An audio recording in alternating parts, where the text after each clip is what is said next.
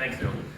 After the 2012 reforms, I couldn't go a day or two without passing colleagues that were just complaining about the changes that were made and how it was affecting them financially and their mental health, and they just couldn't fathom 38 years, some of them who started right at college. So I got involved with the OFC Retirement Committee, worked with Daryl, Bill doing a lot on that for the last 7 or 8 years. We've tried to have some conversation with STRS, make them understand why it's a problem. Made a little bit of progress, but I just thought the next step was to try to run for the board. I was asked by Daryl, and I was asked by Julie Sellers, and Bill Boone. They've all asked me to run. Finally decided to bite the bullet and do it this year. And it's been a great thing so far. So my main thing is, if I'm fortunate to be elected, I just think we need to find a way to motivate the STRS staff to understand the urgency of why we need to get back to honoring promises that were made. One thing that I really haven't talked about much, but I was watching the State of the Union a few weeks ago, and they were talking a lot about Social Security, right? I can't imagine what would happen in Washington, D.C. if they all of a sudden said, instead of age 67 getting Social Security, it's 72.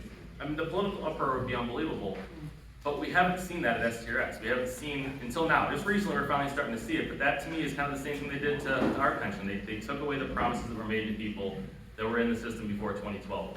And hopefully we can restore that in a responsible way.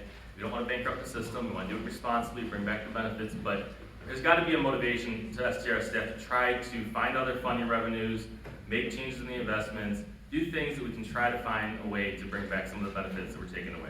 My 3 main goals, if I'm fortunate to be elected, is to try to get us back to 30 years in full benefits, or as close to that as we can, as quickly as we can. I mean, that's the main promise to me that was broken in 2012. People who were here before 2012, that was what their promise was when they came in. That's what they based their financial decisions on, setting up 403Bs, 457s.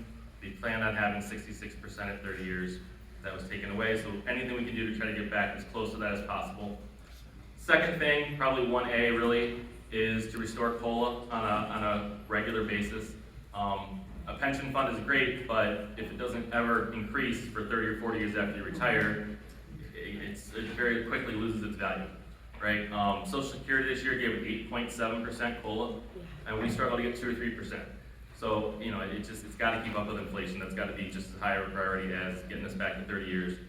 And then the transparency piece, right? We want STRS to be much more transparent. We've made small gains with that, with getting them to video their meetings finally this month, the last couple months. Also with their investments, there's a lot of transparency that needs to be happening there that we've all been fighting for a long time. So those are my 3 things: 30 years, COLA, transparency. I don't want to take any more time, but if anybody has questions, I can answer, and I'll be around at the reception too if I want to talk or ask specific questions.